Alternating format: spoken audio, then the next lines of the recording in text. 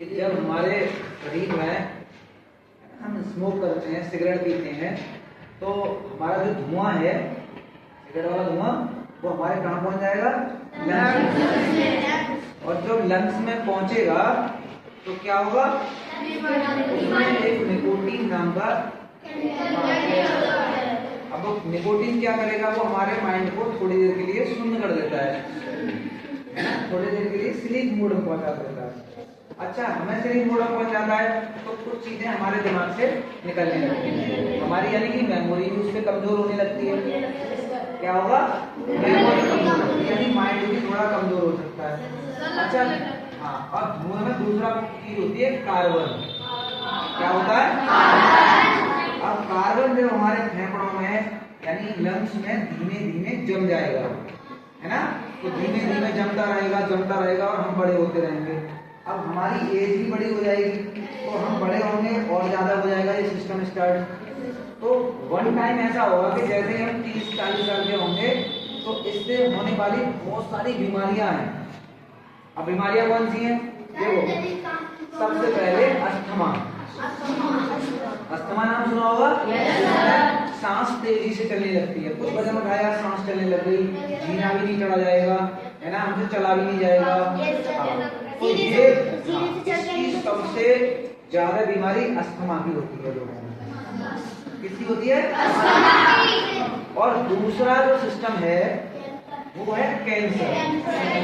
और बेटा कैंसर तो आप सबने सुना होगा, सबसे घातक बीमारी होती है, सबसे ज्यादा डेंजरस बीमारी, है ना। तो इस तरह की बीमारी, अस्थमा हो गया, कैंसर हो गया, और बहुत सारी तमाम तरह की बीमारियां हैं जिससे आई साइड कमजोर हो जाएगी, माइंड जो है ना थोड़ा स्लो काम करने लगेगा, है ना, और हम चिड़चिड़े रहने लगेंगे। चिड़चिड़े बोलते हैं, तो ये अच्छा नहीं लगेगा।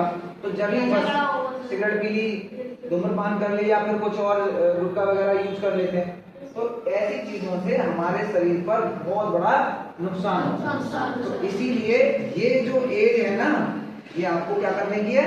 उनसे बचने की है ना।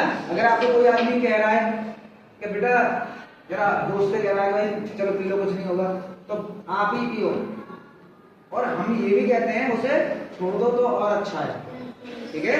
तो ऐसे लोगों से आपको क्या करना है? दूर रहना है। बात सुना कि नहीं आई? और मेन काम क्या है हमारा? स्टडी करनी है, पढ़ाई पर फोकस करना है। क्या करना है? और जब तक हम पढ़ाई पर फोकस नहीं करेंगे तो अच्छे नागरिक नहीं बन पाएंगे हम, है ना। अच्छे नागरिक नहीं होंगे तो एक जो है हम अच्छी जॉब नहीं ले पाएंगे, अच्छी फैमिली नहीं बन पाएगी।